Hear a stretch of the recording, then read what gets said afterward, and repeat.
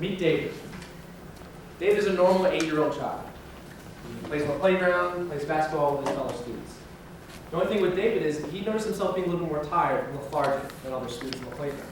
Being concerned, he told his parents. His parents took him to the pediatrician, and they followed up and got a few lab test results. David was explained by the doctor that he has an enzyme deficiency, specifically one enzyme called GBA that we'll talk about later. He was diagnosed with Gaucher disease. Now, the good news is it's fully treatable. If left untreated, though, it can cause serious complications later on in life. David would be placed on once every other week treatment of Velaglucerase Alfa, which is an enzyme replacement therapy. He received this infusion over an hour-long period at an infusion center by a trained medical professional. Within a few months, David was up and about just like any other normal 8-year-old child. My name is Kosky, and I'll be talking to you today about Velaglucerase Alfa for the treatment of type 1 Gaucher disease. We'll talk a little bit about the disease, a little bit about the drug, 2 key pivotal trials, getting it FDA approved, a cost analysis, some clinical context, and where I think it fits into therapy today. Here's an abbreviation appendix which is included in your handouts. It is the most common lysosomal storage disorder in the world.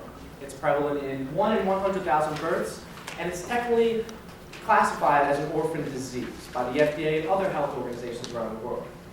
It's most prevalent in Ashkenazi Jews ethnicity. It's 1 in 450 Ashkenazi Jews are born with the disorder, yet 1 in 15 are actually carriers of the genetic trait that is the recessive allele that codes for the genetic disorder. And it's the most common lysosomal storage disease in India. Now there's 3 main subtypes, type 1, type 2, and type 3. Type 1 is what we'll be focusing on today, as enzyme replacement therapy is indicated just for type 1. Type 2 and type 3 of Gaucher is more towards CNS involvement. The disease has progressed past the blood-brain barrier and into your nervous system cells. So unfortunately, patients that are diagnosed with type 2 Gaucher disease don't usually make it past the age of 3. It is an autosomal recessive genetic disorder. It's a defect specifically in the GBA1 gene, which causes a deficiency in glucocerebrosidase. So ACE is your enzyme, as we should all know. So ACE, remember the enzyme. So just like David, he's deficient in just the one enzyme, and this can cause widespread complications later on in life if left untreated, just like enlarged liver, enlarged spleen, anemia, and low platelets. Deficiency in the enzyme results in an accumulation of lipid glucocerebrosid, which is just a glucose and a cerebroside molecule, which I have on my pathophysiology. So here it is. Here's the glucoside right here, which is the whole fatty acid chain. And the glucocerebrosid is just any fatty acid that contains ceramide and glucose. So here's the role of GBA. GBA comes in, it cleaves the site between ceramide and glucose, and it facilitates further cell breakdown. Now in Gaucher disease, what you have is you don't have patients do not have GBA enzyme that codes for glucocerebrosidase. You cannot break down the fatty acid molecule that is a product of cellular breakdown. And what you end up with patients such as David is just an accumulation of these fatty acids that cause this looking of what's called a Gaucher cell. So again, this is looking back at, this is cell death goes right here, and then it gets phagocytized uptake into the macrophage, and this leads into what's described as a wrinkled paper cell, which is an actual Gaucher cell. It's a buildup of glucocerebrosid, as you can see, all over there. Patients presented with a very distended abdomen caused by a spleen and a liver that's 15 to 20 times normal size. Patients such as David can have easy bruising and nosebleeds because of low platelets and low red blood cell count. This can develop into poor growth, poor development, and delayed puberty, especially since patients are born with this, and it's a pediatric disorder. What you can see right here, this is a bone marrow aspirate. So bone marrow is actually taken out and looked at under a microscope and stained. But you can see here, this is actually an actual Gaucher disease cell, not a cartoon representation as it was before. This used to be the gold standard diagnosis, but nowadays what we do is you take an enzyme assay. You just take white blood cells or an actual skin biopsy and just look at is the body normally producing this enzyme itself. We'll talk about enzyme replacement therapy. There's 3 enzyme replacement therapies in the market right now, imaglucerase, velaglucerase, and taloglucerase. Taloglucerase just got approved, and imaglucerase was the first on the market. So velaglucerase kind of fits into the median area right there. Other options are non-pharmacologic, which is bone marrow transplant, liver transplant, splenectomy, and blood transfusions. These are no longer the norm now that enzyme replacement therapy pretty much just substitutes the missing enzyme. So you don't see that very much as often. And substrate reduction therapy is a novel therapy that's really just going through clinical trials right now. It has a completely separate mechanism of action that we'll not focus on today. So these are my current guidelines. They come from 2011 American College of Medicinal Genetics and Genomics. These are the most up-to-date guidelines for lysosomal storage disorders such as Gaucher disease. What you can see is if you follow from the top, so you have a probable diagnosis of Gaucher disease. You get an enzyme assay, and it looks like your body has a low production of this enzyme in the body. Your GBA gene is sequenced to see if there's any mutations associated with it. That's becoming more common in clinical trials. I'll show you a little bit more of the demographics later on. And what you end up right down at the bottom, which is where David was, a predicted type 1, where enzyme replacement therapy is usually initiated, followed by long-term follow-up with that. So David was placed on this therapy, and patients that are diagnosed with Gaucher disease are really never taken off of it. They usually stay on it for the rest of their lives. Velaglucerase alpha was FDA approved in 2010. It's available as an injection for IV infusion. It's a gene-activated human recombinant glucocerebrosidase. I can't say that enough because it's a tongue twister. It's synthesized from human fibroblasts. This is different from other enzyme replacement therapies because imaglucerase is derived from hamster cells, and taloglucerase is actually derived from carrot cells. So velaglucerase alpha, the drug we'll be talking about today, is directly synthesized from human cells. And it's indicated for long-term enzyme replacement therapy for just type 1 Gaucher disease. It's dosed at 60 units per kilogram every other week over 60 minutes through a low-bound protein filter.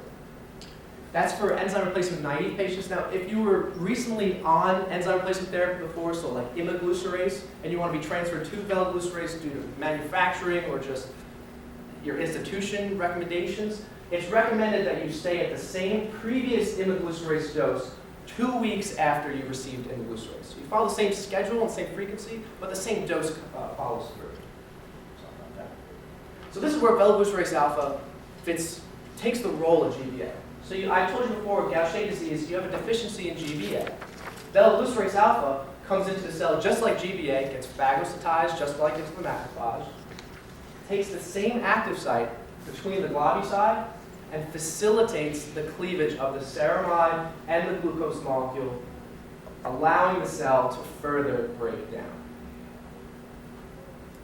The absorption of velaglucerase alpha hits a Tmax of 60 minutes. That's why it's given over an hour-long infusion. The metabolism is not known. There's really been no pharmacokinetic studies to study the metabolism, and it does follow first-order linear kinetics.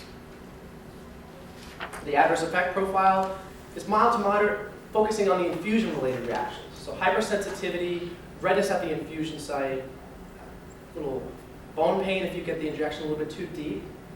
As with any recombinant protein, you want to be concerned about antibody formation. So this is a recombinant protein, and even though it follows the same amino acid sequence as patients who don't have the disorder, you're still supplementing an outside enzyme, so your immune system could react in a way that you don't want it to with this. So it's just a risk, but it's the association between a higher risk of efficacy or safety is not yet known. And there are no known drug interactions because they haven't been studied. So what I'll talk about today is 2 clinical trials. I'll talk about a phase 1/2 clinical trial conducted by Zimran A. and his colleagues. That's right down here at the bottom, codenamed 025EXT. And then I'll talk about Hughes D at the top here. This was a phase 3 clinical trial that brought in 2 other phase 3 and basically just combined them for a longer-term analysis. The first trial I'll talk about again. The title is 7-Year Safety and Efficacy with Velaglucerase alpha for the treatment-naive adult patients with type 1 Gaucher disease. The objective was to evaluate the safety and clinical activity of velaglucerase alpha. The study design is that it's a single-arm, open-label, single-center study in just Jerusalem. Now, what separates this study from any other enzyme replacement therapy is that the duration was 7 years. Patients were followed for 7 full years from baseline. And the dose follows the same recommended dosing label in the FDA, 60 units per kilogram every other week. but there was a dose reduction that could be approved by clinicians at 15 to 18 months past baseline. The inclusion criteria included anyone with confirmed GD1, so only subtype 1 here. Anemia and thrombocytopenia needed to be prevalent in order to get enzyme replacement therapy. You needed to be negative for chronic disorders such as Hep B, Hep C, and HIV. And you needed a previous washout period between Velaglucerase of a full 12 months. So you really wanted naive, and what the investigators are classifying as naive is 12 months washout period. And exclusion criteria, they excluded anyone who had a prior splenectomy. As I talked about before, splenectomy was a prior non-pharmacologic therapy option, so they chose to exclude these patients altogether. Baseline started in April 2004 with just 12 patients, and this may seem a little low when you're dealing with orphan drugs and orphan disease where the prevalence is very low in the world. 12 patients was enough for these authors to follow them for 7 years. 2 patients did drop out due to inconvenience in pregnancy after 9 months, and then further along for the rest of 6 years and 3 months, 2 other patients dropped out due to pregnancy concerns. The dose reduction happened to 6 to 9 months past the extension, so in the extension trial itself. Hemoglobin and platelet levels were measured every 3 months from baseline, and spleen and liver sizes were assessed at the confirmed time points right there. The MRI interpretation of the spleen and liver sizes were blinded to any investigators, so that strengthened the internal validity of the study. And the catch-up infusion, if you did miss an infusion, they allowed a week period for you to get the infusion if you couldn't make it to the infusion center. Demographics I wanted to point out is the genotypes associated with the disorder. So the specific mutations in the GBA1 gene. They weren't looking for any association, but this N370S is very common in literature associated with type 1 Gaucher disease, which I mentioned. They needed a specific confirmed diagnosis of GD1 in the inclusion criteria, so they made sure they got everything they could to confirm they were all GD1. The primary endpoint was just assessing adverse events. Now this is different than a lot of studies we talked about before, in that there's really no statistical tests that go into this. I'll talk about that a little later. But the secondary endpoints, you were just looking at biomarkers, such as biomarkers I said that could be abnormal, like platelet, hemoglobin, spleen, liver volume. And then these 2 right here, the ketotriates and the CCL18, these are just specific biomarkers that are produced by Gaucher cells. You don't see these enzymes specifically produced in normal cells, but it's known by investigators, prior research shown a decrease in these shows a decrease in the progression of the disorder. The statistical analysis shows that the mean changes and percentage changes from baseline were assessed on the secondary endpoints in all of these biomarkers right here. It was an intent to treat not versus a completer population, but there was really only one arm with just a 60 units per kilogram, but they had a kind of separate analysis, which I'll show in a second. And missing post-line values were inputted to use a last observation carried forward. So even though there was 12 patients, if the 4 dropped out, they kept that value going the entire time. And there was a 2-sided 95% confidence interval around the means for just 2 biomarkers, hemoglobin and platelets. So the primary endpoints did show that the adverse events were mild to moderate. As I said before, the adverse event profile, it was mainly infusion-related reactions such as muscle pain, fever, and mild redness at the injection site. The peak of the adverse events did occur within the first year. So after the first year, 6 years going forward, adverse events started to subside. Patients' bodies started getting used to the infusion every other week. There was no discontinuation due to an adverse event. There was no antibodies developed in any of these 12 patients whatsoever, and there were no patient deaths associated with the drug. There was also no pre-medication needed when they got the infusion. All patients achieved normal hemoglobin levels within just 24 months of this drug. So patients with Gaucher disease reached normal levels of hemoglobin, which are described right there, 11 grams per deciliter for women and 12 grams per deciliter for men, after 24 months. At 49 months, all patients achieved all of these biomarkers within normal range. Right here, I wanted to show the 95% confidence interval for the hemoglobin and platelet counts at 24 months. The 95% confidence interval at 24 months allows the authors to be 95% certain that the mean change in baseline in hemoglobin and platelet was within the range of 1.8 to 2.9. The strengths of the study included it was the longest most complete clinical trial evidence for the treatment of Gaucher disease type 1.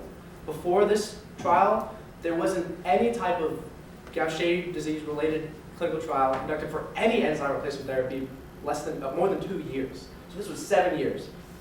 It reduced the dose similar to other clinical trials. I wanted to point that out. And the MRI was blind. Limitations included it was a single center, so only in Jerusalem, even though it's more prevalent in those areas. I'd like to see it more widespread around the world. It was a small sample population, so you can get a little bit broader, and I'll talk about that in the next trial. And you needed to be enzyme replacement naive. So patients transferring directly from imiglucerase to velaglucerase really didn't apply to this trial, so it didn't relate to the external validity of this.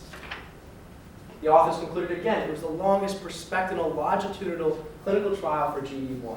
The dose reduction was there, and no patients developed any antibodies or pre-medication. My own conclusion is that velaglucerase alpha is safe and effective for type 1 Gaucher disease patients who are enzyme replacement naive adults. And doses can be lowered following clinician approval. The second trial I want to talk about concerns Hughes D. and his colleagues. It's velaglucerase alpha for enzyme replacement therapy in patients with Gaucher disease, long-term data from phase 3 clinical trials. So the objectives are exactly the same as the safety and efficacy endpoints as you saw before in the Zimran trial. And the study design, the only difference is it combined 2 other studies. You don't have to be concerned with these. I'll talk about those in the next slide. TKT-032 and HGT-GCB-039. It's just the trial names for phase 3 that I'll talk about in a little bit. The duration was only over 4 years. Same dose, but it was a multi-center study. So it wasn't just in one country at one institution. You saw a broader patient sample. Inclusion criteria, same thing as the Zimran trial, really, including patients who completed these 2 and a confirmed diagnosis of GD. But now you're not seeing any exclusion of splenectomy patients. So this relates to external validity, and now more patients can apply to this trial because prior patients who had their spleen removed can now have some results that can be related to GD1 and their enzyme replacement therapy. TKT-032 and HGT-GCB-039 are right here. Again, these are just phase 3 clinical trials. What I wanted to point out is this study that I'm talking to you about today just moves them all into one.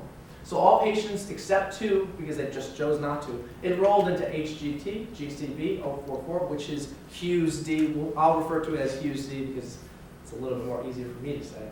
But it was one arm of velaglucerase alpha. But they did observe there was an overall velaglucerase arm, and then patients in this trial were treated with imiglucerase, and then they also analyzed an imiglucerase to velaglucerase, and so wanted to see how they tolerated the switch in terms of adverse events. Many patients did decide to drop out. You can see the majority, 34 out of 57, come from just clinicians or sponsors terminating the trial because velaglucerase alpha at the time was becoming more and more readily available to patients. So they didn't need to be concerned with the trial, and that was just sponsor determined. What I wanted to point out in demographics is, again, the genotype profile. You see the N370S, but now you have all these other mutations that are also associated with GD1. N370S is the most studied mutation that's associated with GD1. All these other ones down here at the bottom, L444 and F2131, are thought to be associated, but there's no clear research that shows they are. I also wanted to show at the bottom the splenectomy. Patients that had a splenectomy were included in this trial. And this is the first time you're seeing children brought into a study concerning velaglucerase alpha. The primary endpoint, again, was just the number of patients experiencing these adverse effects. And the secondary endpoints concerned the same exact biomarkers as Zimran A in the previous trial. The mean changes in mean percentage, again, were the only statistical analysis saw in this study. It did have a 2-sided 95% confidence interval on the means for all of the biomarkers this time, and missing post-baseline values were inputted using a last observation carried forward again.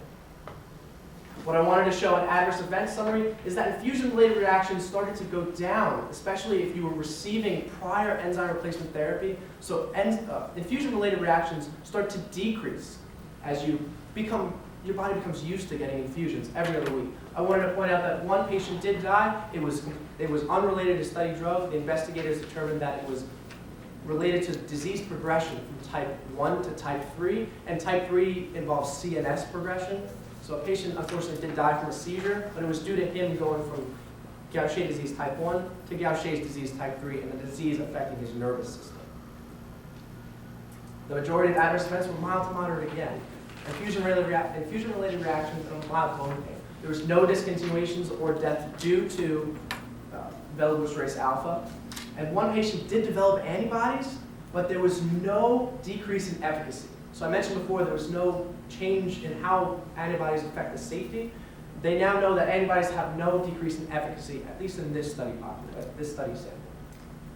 The secondary endpoints are right there. The percentage mean decreases and increases from baseline in all the biomarkers we talked about before. I wanted to note that there was no significant change in femoral neck Z-score. Now, Zimmerman A did conclude that there was a significant change in femoral neck Z-score and lumbar spine Z-score, but this is a trial that shows there's no significant change. So moving forward, this is an area where investigators are going to want to try to investigate a little bit more. See if there's actually a significant change linked between the drug and the disorder. Right here, I wanted to point out that these, you can see the arms right here. This is my 95% confidence interval. The numbers were actually not reported to me. That's why I just wanted to show you. You can see the increase in hemoglobin, the increase in platelet count, the decrease in spleen volume, and the decrease in liver volume. Again, you can see the decrease in ketotriase and CCL18, which are, again, these are just biomarkers for the disorder. So any clear decrease in it shows a lessening of the disease and a lessening of the actual cells that are building up, causing Gaucher disease. There was a cross-calibration of the DEXA scanners that did the bone mineral density analysis because it was a multi-center study. So there wasn't just one DEXA scanner, there was multiple ones. I wanted to note that there's safe administration for home infusion. So patients that couldn't make it to the infusion center were allowed to get it at home by a trained medical professional with the same efficacy and safety outcomes. It was a wide age range, including children now, and there was low immunogenic potential compared to other enzyme replacement therapies. So patients who were previously on velaglucerase, going to velaglucerase, didn't develop antibodies, but patients who were enzyme replacement therapy naive that developed antibodies, there was a low risk. It was open label, and few patients did make it to the ultimate end of it after the end of the trial period. The authors concluded that it was consistent with the Zimran study on phase 1 and 2. Velaglucerase alpha did have a good safety and tolerability profile, and home infusions could be safe and effective. My own conclusion is that Velaglucerase alpha is safe and effective for patients of GD1 who are children and adults who are both enzyme replacement naive and transferring from prior enzyme replacement therapy, granted they follow the same protocol they were before. Looking at both trials, we can see that they both started at 60 units, they both had a dose reduction, and they both had a confirmed GD1 diagnosis going in. Some differences you can see in Zimran was the excluded splenectomy, and in the Hughes-D you did see included children. There was also broader genetic profile, but that just comes with the increased sample size. The cost analysis is that when you look at protein products, especially recombinant proteins, they do get a little expensive. So when you talk about Velaglucerase alpha, given at a dose of 60 units per kilogram, and it only comes in a 400 unit vial, you're looking at, for David who's around 25 kilograms, it's around $160,000.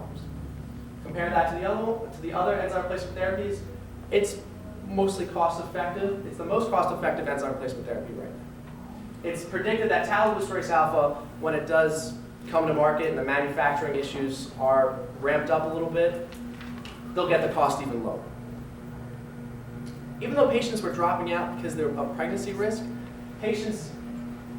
the drug is pregnancy category B, but the reason they were dropping out is because it was never studied in human patients. I wanted to show that it's reconstituted with sterile water for injection and diluted in 100 milliliters of normal simple saline, should be given immediately after reconstitution. And there's no drug interactions. I want to point this out, but you should use a separate line when you're infusing a different drug. In conclusion, all therapeutic goals were achieved in 100% of patients by 48 months. There was significant clinical improvement in the first 24 months in the Hughes trial. There was no serious adverse events. There was less immunogenicity versus other enzyme replacement therapies. And it's currently the most cost-effective enzyme replacement therapy right now. Even though all enzyme replacement therapies are indicated first line, Velaglucerase alpha to me, should be first line because it's the same exact wild type amino acid sequence derived from a human cell line that can be given to a patient with a very low antibody profile. Are there any questions?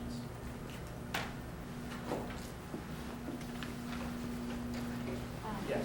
Yes. So you mentioned, great job, by the way. So you mentioned bone pain. I think that you said that it's due to the infusion being too deep. Correct. And I'm curious because you said that it was an infusion. Correct. So I guess I'm curious to know what the Right. connection was. So in the literature, it explains that bone pain was associated with poor medical professionals. And that's why they wanted it to be medical professionals actually giving the drug, especially at home. So nurses or trained medical professionals were going too deep, they were missing the veins, and it was actually just not making an action to the veins and causing bone pain associated with it. And so just out of curiosity, what are the patient outcomes? Like say they start this drug, this miracle drug. Right. And Miracle, quote unquote. yeah, no, I mean, it's amazing. You know, the picture with the little kid was so sad.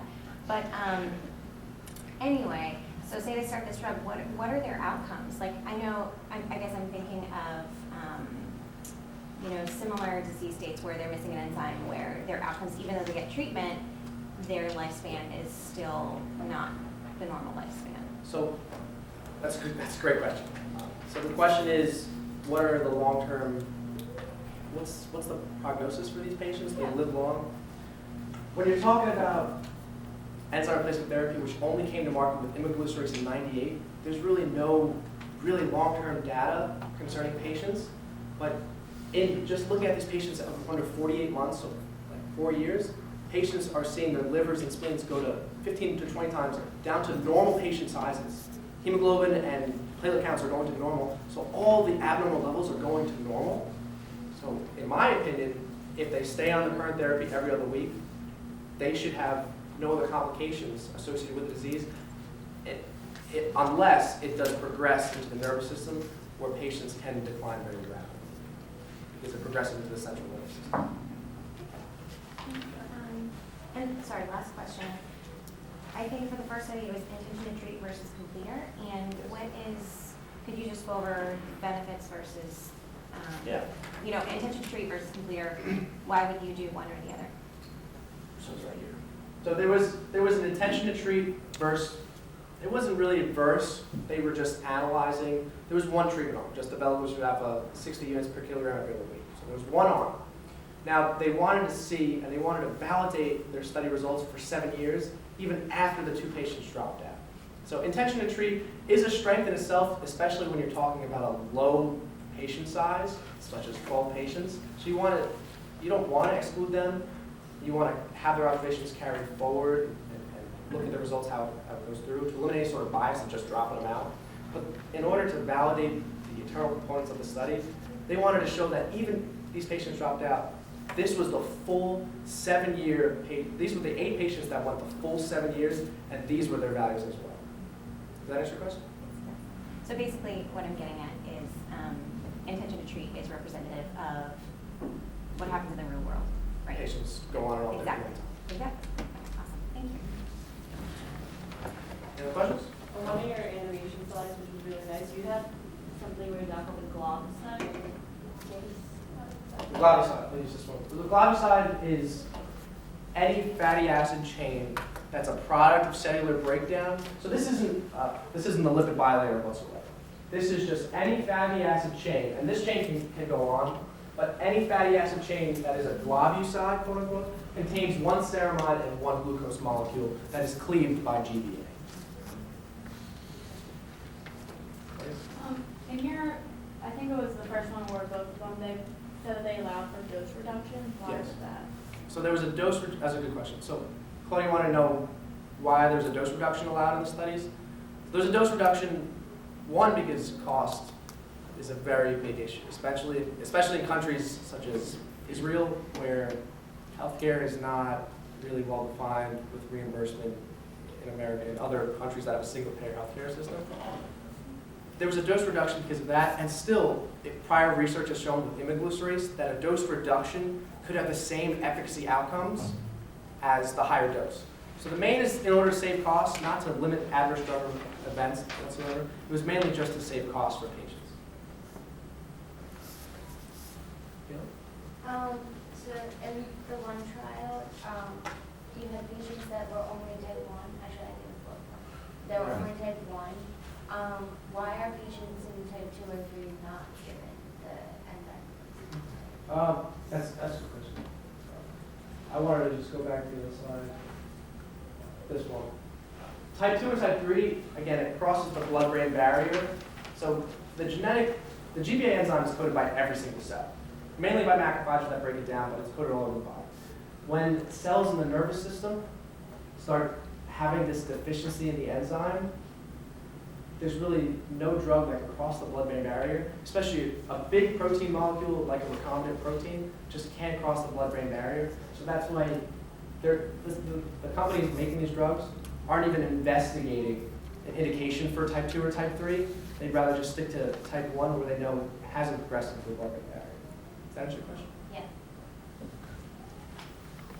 Yeah. She stole my question. I was going to ask that. That's a good question. Yes, again. Yeah, I do have a both of these studies kind of were like one arm, Correct. and I think you mentioned that several times. But in essence, for some of those endpoints, and I'll just be very general here, there is a comparison, though, right? Right. What is that comparison? In the first study, the comparison was between the intention to treat and the completed population per protocol, in my opinion. And then the second study was concerning Velaglucerase alpha treatment concerning moving to phase 3, and also an imiglucerase to Velaglucerase. And they did that because imiglucerase was in very short supply in the world. I mentioned it was because of hamster cells, derived from hamster cells. All the hamsters actually died in China, I'm not making this up. And Velaglucerase alpha was allowed to the FDA to get pushed through approval, and that's how they got it. But yeah, in the first trial, they were comparing the intention to treat versus the protocol, in my opinion. They wanted to show the results in the intention treated were the same as all the patients that went to 7 years. And in the second trial, talked about Hughes, there was just a Velaglucerase trial, Velaglucerase, not arm, but analysis, and an imiglucerase to Velaglucerase analysis. But it was still only one arm.